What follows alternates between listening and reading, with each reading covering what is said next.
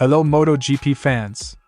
Welcome back to ZNGP Today. Day 1 at the Sepang Shakedown delivered concentrated testing, early red flags, package evaluation and a surprise quick lap from Aleix Espargaró. Teams used the long window, 10 to 1800 hours local, to chase baseline data. KTM and Yamaha in particular were very active, and the day ended with a clear pace snapshot and a handful of questions for tomorrow. Shockwaves in the paddock. After an injury-plagued 2025 and 2 recent surgeries, Jorge Martín is reported to be leaving Aprilia and moving to Yamaha. The deal is said to be all but done, but Martín's fitness, and the impact on preseason testing and team lineups, turns this from a straight transfer into a high-stakes story. Today's market bombshell could rewrite Ducati's short-term history. Sources report Pedro Acosta has finalized a deal to join Ducati Lenovo for 2027 to 2028, meaning Marc Marquez would gain a new, and very young, stablemate. The move arrives amid a flurry of transfers and raises immediate questions about team strategy, Bagnaya's future, and how Ducati will balance experience and raw talent. Ducati turned heads at the Sepang Shakedown when Michel Pirot rode a GP26 sporting much larger, aggressive winglets up front. Today's sneak peek isn't just a cosmetic tweak, it's a statement of intent from Borgo Panigale as the season's first proper on-track work begins. Don't forget to click subscribe button and the bell icon for MotoGP news update.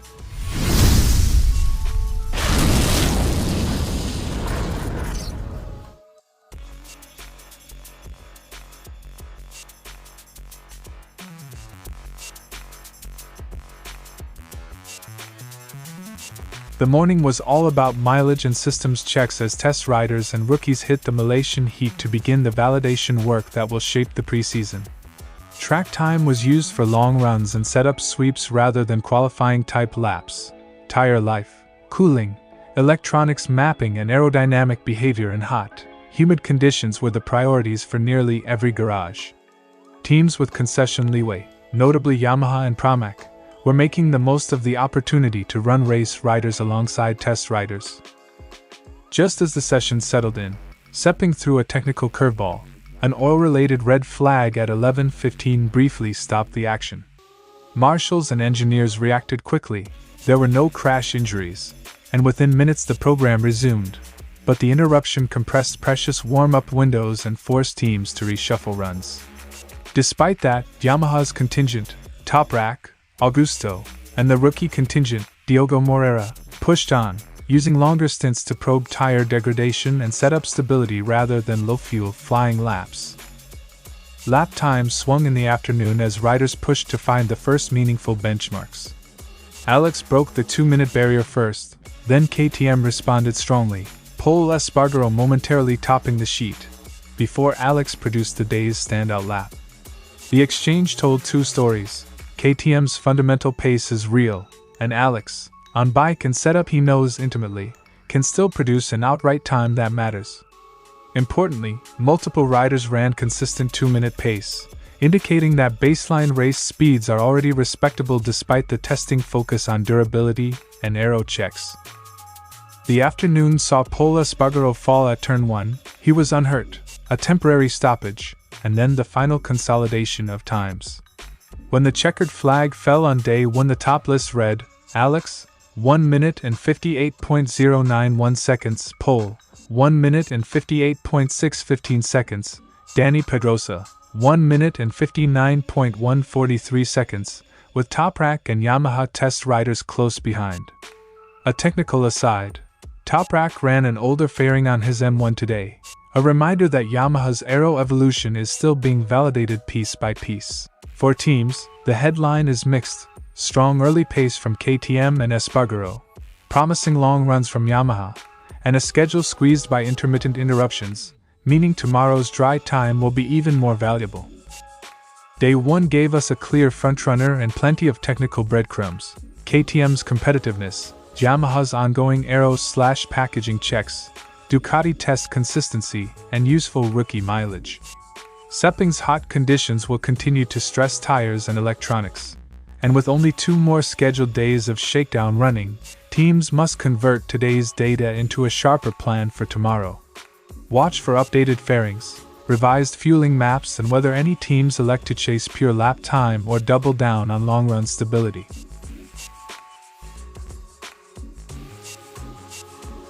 Teams hoped the winter market would be tidy. Instead, it's volatile again. Martin's switching factories and brands is a headline maker because he's a proven winner who leaves Aprilia amid a string of tough weekends and operations. The source most cited in the piece says the move to Yamaha is essentially agreed, which instantly reshuffles Yamaha's plans and raises questions about their current lineup. This move isn't a simple swap of leathers. Martin arrives at a new factory in the middle of recovery. He had 2 surgeries, left scaphoid and right clavicle, and crucially, the article reports he will miss the Sepang tests. That absence removes vital early track time, and any team that signs him will need to plan a bespoke reintegration, simulator work, bespoke physio plans, and conservative mileage at first. From Yamaha's point of view, Martin is a high upside bet, pure speed, qualifying talent, and a proven appetite for the podium. From Martin's point of view, a factory Yamaha means access to development resources, concessions, valuable for testing, and a fresh platform to reboot his rhythm.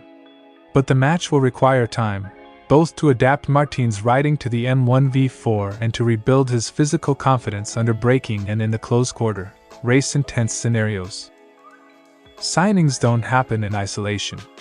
The article highlights the direct consequence. Aleix Rins's future at Yamaha becomes uncertain and the wider rider market heats up. For Rins, staying will depend on on-track results and internal comparisons. For other teams, Martin's availability after rehab will change negotiating leverage for contracts that run into 2027 and beyond. That means preseason headlines will switch from aero tweaks to personnel chess moves in days. Jorge Martín Yamaha is a high-profile coup on paper, but it's also a calculated risk driven by recovery timelines and Sepang's lost miles. If Martin arrives fit and comfortable on the M1 V4, Yamaha get an elite qualifier and a potential race winner. If he's delayed, Yamaha will need to protect his return without stalling the team's development curve. I'll close with the headline line from his camp, and the one to watch next. Stakeholders say the deal is practically finalized. But the paddock is now waiting for 2 things: an official announcement and a medical green light. The paddock woke to a high-impact report. Pedro Acosta, after a difficult stint at KTM, is apparently set to step onto the grid aboard Ducati's factory bike in 2027. If confirmed, it's one of the fastest career escalations in modern Moto GP, a teenager, in Moto GP terms, moving to the firm regarded by many as the benchmark manufacturer. On paper, this is a bold, headline-grabbing coup for Ducati, immediate media heat, a fresh face for sponsors and fans, and a long-term investment in youth and marketability. But the paperwork and the medicals still need to be publicly confirmed.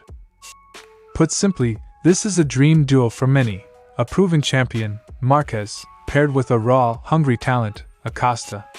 For Ducati, it's both a short-term sporting bet and a branding play. The pairing should create headlines and, on track, an intriguing blend of experience and fearless aggression. What to expect: intense internal development work, jockeying for technical preferences in the garage, and a strategic plan from Borgo Panigale to extract peak performance from 2 very different rider profiles. This is the moment every top team rider fears: a change at the factory level that leaves a former number 1 searching for a seat. Bagnaya's rough 2025 campaign was already a talking point. This announcement, if true, suggests Ducati are prepared to pivot decisively. Where Bagnaia lands next will depend on timing, contracts, and how many teams can, or will, match his experience with race-winning machinery. Bagnaia remains a multi-time champion with value.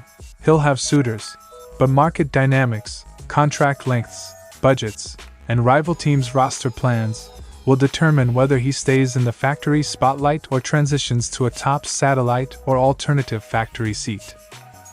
Today's news doesn't exist in isolation. It follows earlier moves and accelerates the whole market. Ducati's maneuver forces rival teams to reevaluate their 2027 plans, compresses negotiation windows, and increases pressure on riders whose contracts are up. For Ducati, the move signals a willingness to prioritize a long-term, aggressive project centered on Marquez while onboarding the next generation very early. Strategic takeaway: Ducati is playing the long game. They're securing headline talent now to lock in a competitive core through 2028, and they've done it at a moment when the market is especially fluid. Expect further announcements and counter moves in the next 48 to 72 hours. If confirmed, Acosta to Ducati is a tectonic shift, huge upside for Ducati and a defining crossroads for Bagnaya's career. The paddock will now watch three things closely: the official confirmations, any statement from Bagnaia, and how Ducati manages two contrasting talents in the same garage. Stay tuned, this story will keep unfolding fast.